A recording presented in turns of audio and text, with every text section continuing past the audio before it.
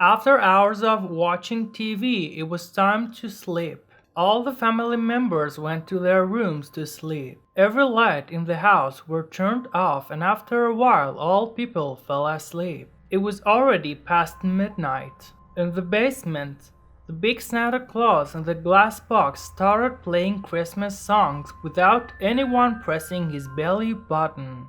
As the song played, all the small to medium-sized Santa Claus dolls in the room began to change their faces. Their white beards started to change color and turned black. Their eyes became bigger and their faces turned into a frown, and an evil smile spread over their lips. Also, after singing the Christmas song, the big Santa Claus doll started to say phrases like, "Ho ho ho ho! Merry Christmas! Happy New Year!" It was exactly the phrase that was left incomplete when Leo and Lisa pressed that doll. The big Santa doll started to say some unexpected words in a strange way. "Let's play a game, an exciting game." After this incident, the doll turned off again. The sun was up. Lisa heard the door to her room as if someone was knocking. She got up sleepily and went to open the door. The big Santa Claus doll was behind the door playing Christmas song. She was shocked. That's why she angrily went to Leo's room, woke him up and said, "Hey Leo, why'd you do that? Do you want mommy and daddy to understand?" Leo, who was confused and had just woken up, said, What are you talking about? Wake up. I was sleeping here. You thought you could play me by pretending that you were asleep and did nothing? I really don't understand you. You woke up early in the morning, came here, woke me up, and you're napping. What's wrong with you? What is wrong with me? Do you think that I'm a fool? Now I'll show you. She went and picked up the Santa Claus doll and threw it towards Leo, then said, Come on, that's your tasteless joke. Just as you went and brought this up and knocked on my door, then you pressed it and put it behind the door, then came to your room to pretend you were sleeping. Just like that, take it to the basement and put it in its box. After this, Lisa left Leo's room. He got up and went down to the basement to put the Santa doll back while his parents were asleep. When he returned, he reached the living room. His mother had woken up and saw him from the kitchen and said, Good morning, Leo. Where have you been? He smiled and said, Nowhere. Then he quickly ran away from his mom and went to his room. After these events, the situation in the house was calm until night fell. David had brought the car from the repair shop. Amy had also brought Christmas tree decorations, gifts, etc., and all the family members were doing something. David and Amy were wrapping presents. Leo and Lisa were decorating the Christmas tree. Tomorrow, December 24th, 2017, will be the first official holiday for the beginning of the new year. All these activities are in preparation for Christmas Eve. After eating dinner, the Wilson family decided to watch a family movie together since tomorrow is the first day off. It wasn't long after watching their favorite movie when the doorbell rang. Someone kept knocking on the door. David got up and went to open the door. When he got there, he said, Who is that? But no one answered. It was at this moment that the doorbell and knocking stopped. David looked outside through an eye on the door, but no one was standing outside. Lisa said at this moment, Who was that? Like no one. They probably visited the wrong house. After this incident, it didn't take long for David's car to start beeping. Amy said, What's going on? Shouldn't he be a thief?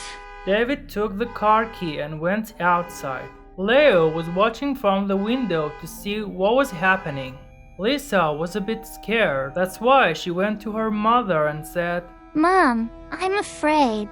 Amy also tried to calm Lisa down. She said, Honey, nothing scary happened. Maybe cat jumped on the car and now it's honking. David was slowly walking towards the car. It was at this moment that the light bulb outside the house was turned off and the yard became relatively dark. When he got to the car, he looked around the car, but nothing caught his attention. That's why he returned home.